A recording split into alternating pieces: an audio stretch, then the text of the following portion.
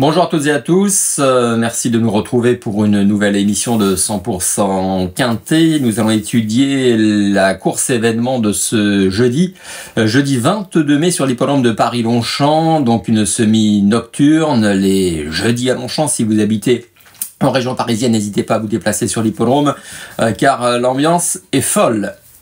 Le Quintet se disputera dans la 7e épreuve du programme, une réunion qui comporte 8 courses, dont le prix au quart.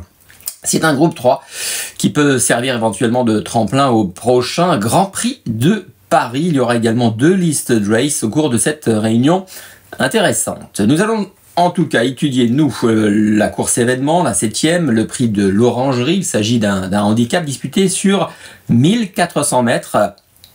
C'est un parcours sur lequel il faut vraiment avoir une certaine aptitude et nous avons dans cette course certains spécialistes. Départ prévu aux alentours de 20h15. Soyez donc au rendez-vous. 16 concurrents âgés de 4 ans et au-dessus. On regarde donc les forces en présence avec un terrain qui sera certainement bon souple car il fait beau. Bon et chaud en ce moment à Paris, en haut de tableau, Cimer, le top weight.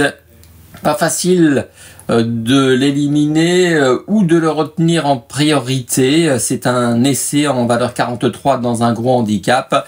Donc c'est une affaire d'impression. Amédras, on ne le présente plus, du rythme, à de la vitesse. Times Warrior, Tortisambert, Lanaken sont des priorités me semble-t-il. Centenario a donc vu sa valeur handicap être rehaussée suite à son succès le 27 avril dernier dans une course de référence.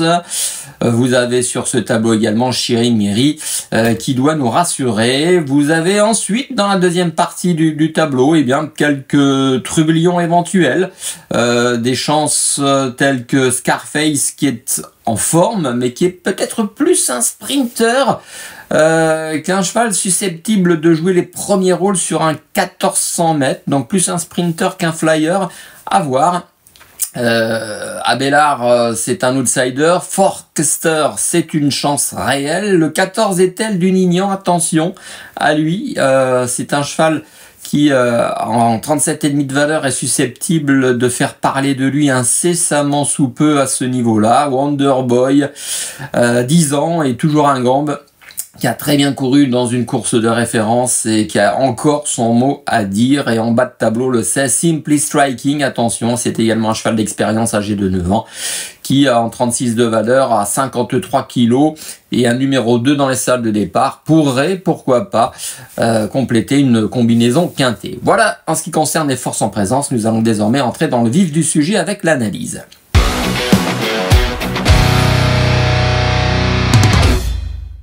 Allez, on attaque l'analyse de ce quintet avec mon favori qui s'appelle Tortisambert. C'est légitime, c'est la casaque de monsieur Gérard Augustin Normand, c'est l'entraînement de Fabrice Chappé, associé à Stéphane Pasquier. Il a hérité du numéro 4 dans les stalles de départ.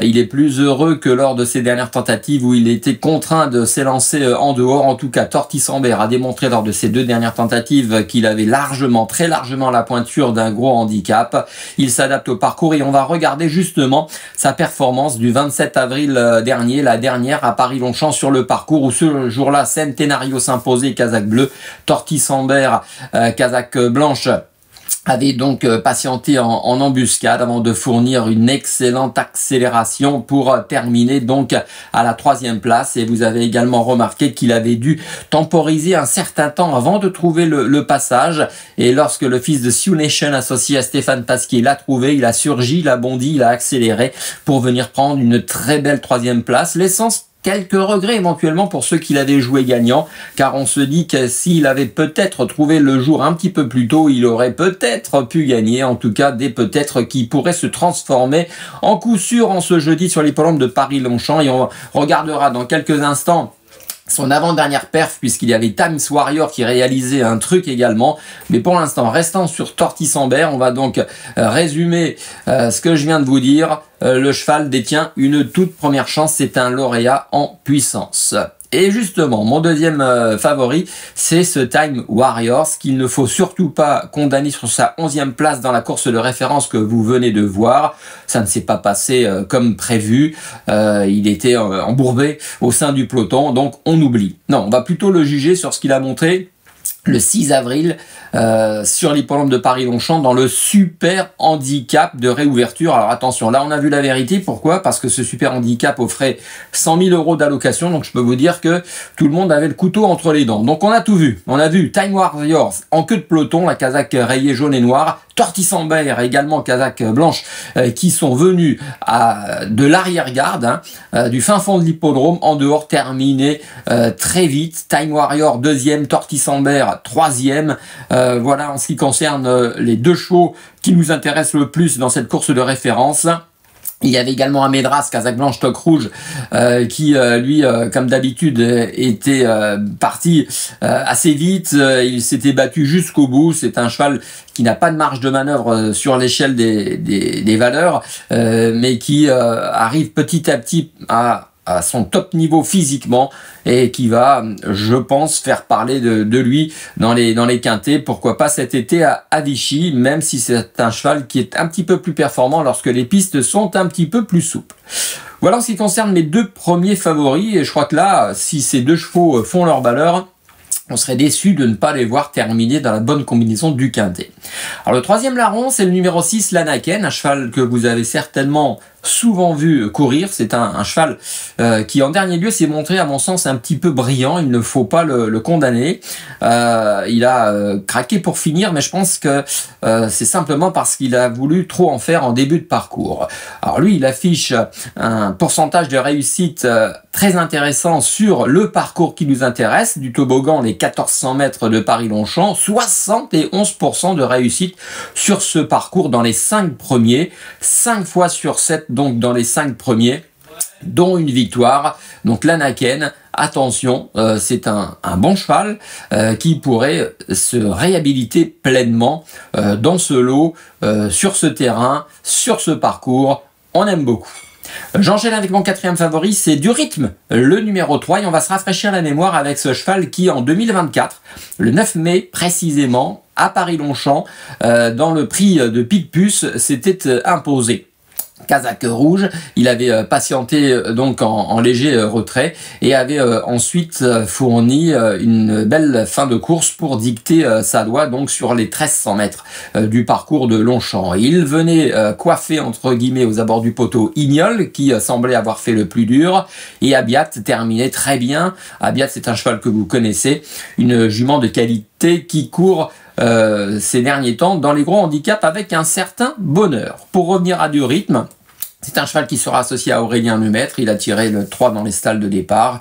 Il est en forme, il n'a pas de marge sur l'échelle des valeurs, ça c'est un fait, mais attention, il monte en puissance, il a peu couru cette année et il devrait, à mon sens, bien se comporter dans ce lot. Et je terminerai avec mon cinquième favori, c'est le numéro 13, Forkester, je le disais, qui a bien couru dans une course de référence. Forkester, on va regarder pour l'instant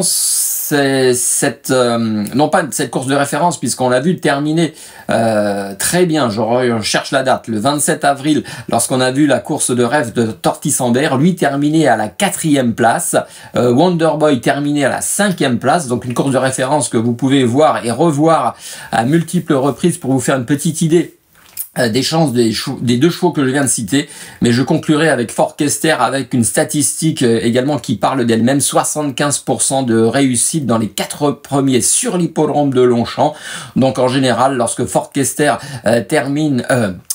se présente sur l'hippodrome de Longchamp, il fait l'arrivée 3 fois sur 4. Donc voilà, il est en forme, une aptitude réelle à l'hippodrome, une valeur handicap correcte, tous les feux clignotent au vert, donc il fait partie de mes priorités si vous avez l'intention de construire un jeu quintet. Je vais donc récapituler dans la foulée.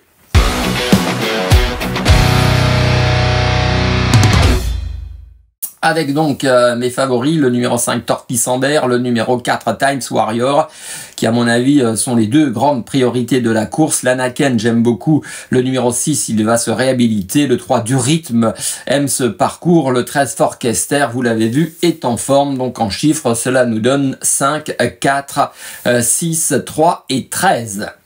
On se quitte désormais sur un conseil de jeu comme d'habitude. Nous sommes à Longchamp ce jeudi dans la 4e épreuve du programme. Donc toujours sur le parcours, le handicap divisé. Eh bien le 403 White Platine a montré lors de ses dernières courses qu'il était proche, très proche de la victoire. Alors certes, ce n'est pas un jeu spéculatif, car il sera certainement le favori, mais on serait déçu de ne pas le voir jouer la victoire, car et ça y est, il a retrouvé la forme, et dans cette catégorie, il devrait renouer avec la victoire. Merci de votre attention et de votre fidélité à notre émission. Bon jeu à toutes et à tous, et à très bientôt pour de nouvelles aventures épiques. Bye bye.